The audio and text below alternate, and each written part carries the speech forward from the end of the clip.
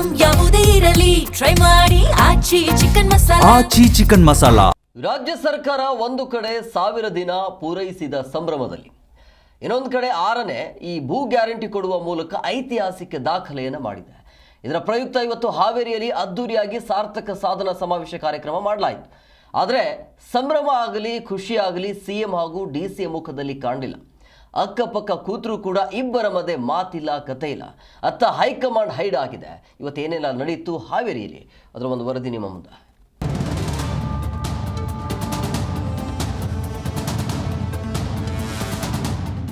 ಹಾವೇರಿಯಲ್ಲಿ ಅದ್ದೂರಿ ಸಾರ್ಥಕ 1000 ದಿನ ಸಮಾವೇಶ. ಸಿಎಂ ಡಿಸಿಎಂ ಮಧ್ಯೆ ಮಾತಿಲ್ಲ, ಹೈಕಮಾಂಡ್ ದೂರ.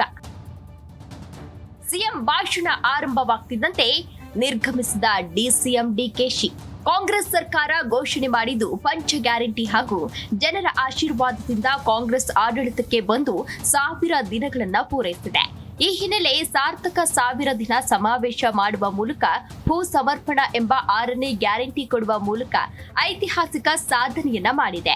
ಈ ಎಲ್ಲ ಸಂಭ್ರಮಾಚರಣೆ ಮಾಡಲು ಹಾವೇರಿಯ ಅಜ್ಜಯ್ಯನ ಗುಡಿ ಬಳಿ ಬೃಹತ್ ವೇದಿಕೆಯಲ್ಲಿ ಸಾಧನಾ ಸಮಾವೇಶವನ್ನ ರಾಜ್ಯ ಸರ್ಕಾರ ಮಾಡಲಾಯಿತು.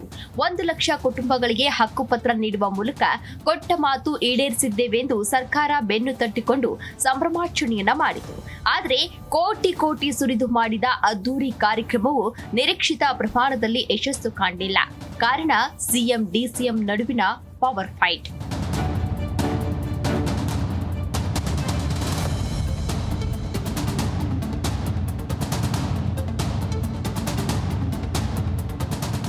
ಈ ಕುರ್ಚಿ ಗುದ್ದಾಟ 1000 ದಿನ ಸಮಾರಂಭದಲ್ಲೂ ಸಮರ ಸಾರುವಂತೆ ಮಾಡಿದೆ. ಮೊದಲು ಕಾರ್ಯಕ್ರಮಕ್ಕೆ ಹೆಲಿಪ್ಯಾಡ್ ಮೂಲಕ ಹಾವೇರಿಗೆ ಬಂದಿಳಿದ ಸಿಎಂ ಸಿದ್ದರಾಮಯ್ಯ ಬಿಜೆಪಿ ವಿರುದ್ಧ ಗುಡುಗಿದ್ರು. ಬಳಿಕ ಡಿಕೆಶಿ ಬ್ರದರ್ ಮಾಡಿದ ಟ್ವೀಟ್ಗಳಿಗೆ ಸಿಎಂ ಗರಂ ಆದ್ರು. ಹೈಕಮಾಂಡ್ ಟ್ವೀಟ್ ಮಾಡಲಿಲ್ವಾ ಎನ್ನುವ ಮೂಲಕ ಡಿಸಿಎಂ ಡಿಕೆ ಶಿವಕುಮಾರ್ಗೆ ಟಕ್ಕರ್ ಕೊಟ್ರು. ಯಾಕೆಂದ್ರೆ ಅವ್ರು ಏನು ಮಾಡಲಿಲ್ಲ 4 ವರ್ಷ, ಅದಕ್ಕೋಸ್ಕರ ವಿರೋಧ ಮಾಡ್ತಾರೆ. ಯಾವ ಪುರುಷಾರ್ಥಕ್ಕೆ ಮಾಡ್ಬೇಕು ಈ ಕಾರ್ಯಕ್ರಮ? ಯಾಕೆ ಅವ್ರು ಹೇಳ್ತಾರೆ ಅಲ್ಲಪ್ಪ, ನೀನು ಹೇಳಯ್ಯ, ಅವ್ರು ಹೇಳೋದು ಇಲ್ಲಿ ನೀ ಹೇಳಪ್ಪ. ಭ್ರಷ್ಟಾಚಾರ ತುಂಬಿದೆ, ಆರ್ಥಿಕತೆ ಕುಸಿದಿದೆ. ಈ ಸಂದರ್ಭದಲ್ಲಿ ಯಾಕೆ ಮಾಡಬೇಕು ಸಾಧನಾ ಸಮಾವೇಶ ಅಂತ ಹೇಳ್ತೀನಿ. ಯಾರು ಬಿಜೆಪಿ ಅವರು 6 ವರ್ಷಕ್ಕೆ ಅವರು ಬೆಳಿಗ್ಗೆ ಮಾತಾಡಿದ್ದಾರೆ ಸರ್, ಮಾತಾಡಿದ್ದಾರೆ. ಸಿಎಂ ಸಮಾವೇಶಕ್ಕೆ ತೆರಳಿದ ಅರ್ಧ ಗಂಟೆಯ ಬಳಿಕ ಸಚಿವ ಸತೀಶ್ ಜಾರಕಿಹೊಳಿ ಹೆಲಿಪ್ಯಾಡ್ಗೆ ಆಗಮಿಸಿದ್ರು. ಈ ವೇಳೆ ಬಿರುಬಿಸಿಲಿನಲ್ಲೇ ಕೆಪಿಸಿಸಿ ಅಧ್ಯಕ್ಷ ಡಿಕೆ ಶಿವಕುಮಾರ್ಗಾಗಿ ಕಾದು ನಿಂತಿದ್ರು. ಸುಮಾರು 1 ಗಂಟೆ ತಡವಾಗಿ ಹಾವೇರಿ ಹೆಲಿಪ್ಯಾಡ್ಗೆ ಡಿಕೆಶಿ ಆಗಮಿಸಿದ್ರು. ನೇರವಾಗಿ ಮಾಧ್ಯಮಗಳಿಗೆ ಪ್ರತಿಕ್ರಿಯೆ ಕೊಡದೆ ಒಂದೇ ಕಾರ್ನಲ್ಲಿ ಸಚಿವ ಸತೀಶ್ ಜಾರಕಿಹೊಳಿ ಹಾಗೂ ಡಿಸಿಎಂ ಡಿಕೆ ಶಿವಕುಮಾರ್ ಪ್ರಯಾಣ ಬೆಳೆಸಿದ್ರು. ಈ ಕುತೂಹಲದ ನಡೆ ಪವರ್ ಶೇರಿಂಗ್ ರಾಜಕೀಯ ಚರ್ಚೆಗೆ ಇನ್ನಷ್ಟು ಪುಷ್ಟಿ ನೀಡಿತು.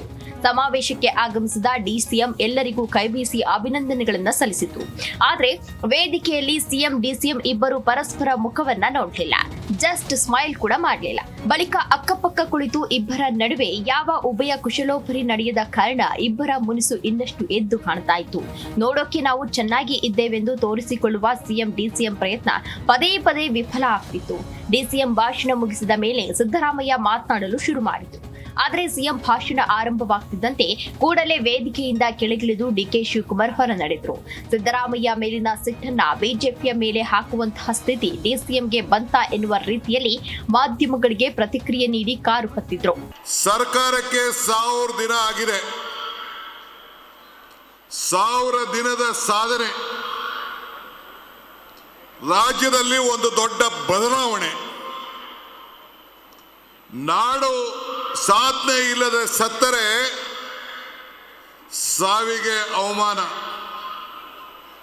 ಆದರ್ಶ ಇಲ್ಲದೆ ಸತ್ತರೆ ಬದುಕಿಗೆ ಅವಮಾನ. ಹಂಗೆ ಇವತ್ತು ನಿಮ್ಮ ಋಣ ತೀರಿಸುವಂಥದ್ದು ಬಹಳ ದೊಡ್ಡ ಕೆಲಸ.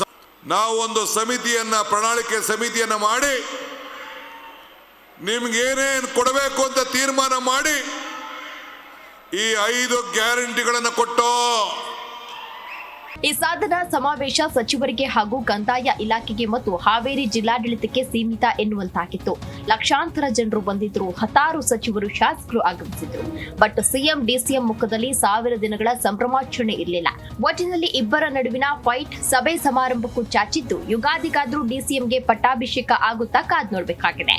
MD Hanagi, Zee Kannada news, Haveri.